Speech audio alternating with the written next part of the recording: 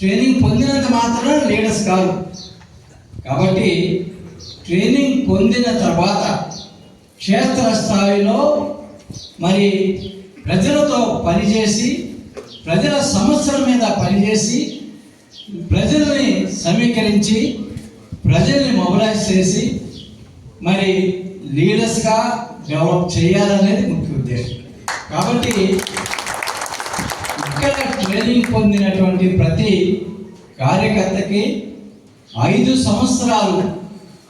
సంవత్సరాలు పని చేయటానికి, క్షేత్ర స్థాయిలో పని చేయటానికి మీకు వారికి హక్కులు కల్పించింది. ఆ హక్కుల్ని వారికి ఏ రకంగా తెలియజేయాలి, వారి బాధ్యతలు ఏ రకంగా తెలియజేయాలి అనేది ఒక భాగం.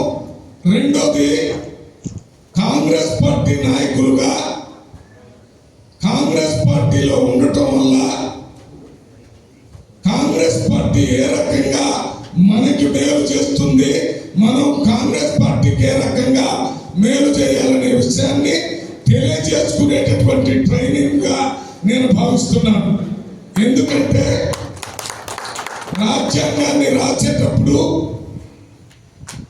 బాబాసాహెబ్ అంబేద్కర్ గారు ఎస్సీ కులానికి సంబంధించి నిరుపేద కుటుంబంలో పుట్టి గిరిజనులు, ఆదివాసీల సమస్యలన్నీ పూర్తిగా అర్థం చేసుకున్నటువంటి వ్యక్తి రాజ్యాంగాన్ని రచన చేసి ఆ ట్రైనింగ్కే నేను కూడా వెళ్ళాలనుకున్నాను, కానీ దానికి వెళ్ళలేకపోయాను.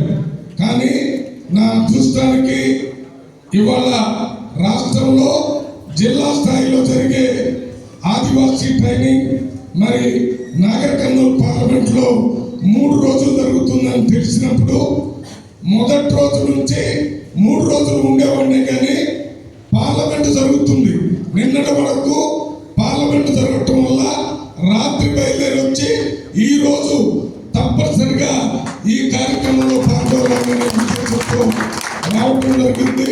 అది నా అదృష్టంగా భావిస్తున్నాను. ఈ కార్యక్రమాన్ని పెట్టే ముందు నా దగ్గర మన లింగం నాయక్ గారు, అదే రకంగా ఒబిదల కొత్తాల గారు, మరి షఫీ గారు, వీళ్ళందరూ వచ్చి మాట్లాడారు. ఈ కార్యక్రమాన్ని జరపాలంటే అక్కడ అకామిడేషన్ కావాలి, భోజనం కావాలన్నప్పుడు ఆ మంత్రి గారితో కలవమని చెప్పాను. మంత్రి గారితో నేను కూడా మాట్లాడటం జరిగింది. మంత్రి గారు పెద్ద హృదయంతో ఈ కార్యక్రమం జరగటం మనకు ఉపయోగపడుతుందని ఇక్కడ అకామిడేషన్, భోజనాలన్నీ వారు చూసుకుంటానని చెప్పారు. మరి నా వంతుగా నేను కూడా మరి ఇవి కాకుండా ఏమన్నా ఖర్చులు కావాలంటే నేను 1 లక్ష రూపాయలు ఇస్తానన్నాను. ఆ 1 లక్ష రూపాయలు నిన్ననే ఇక్కడ పంపించడం జరిగింది. ఇవి ఈ మీటింగ్ సంబంధించి మొదట్లో మనం మాట్లాడుకోవాల్సిన విషయం. ఇక మీటింగ్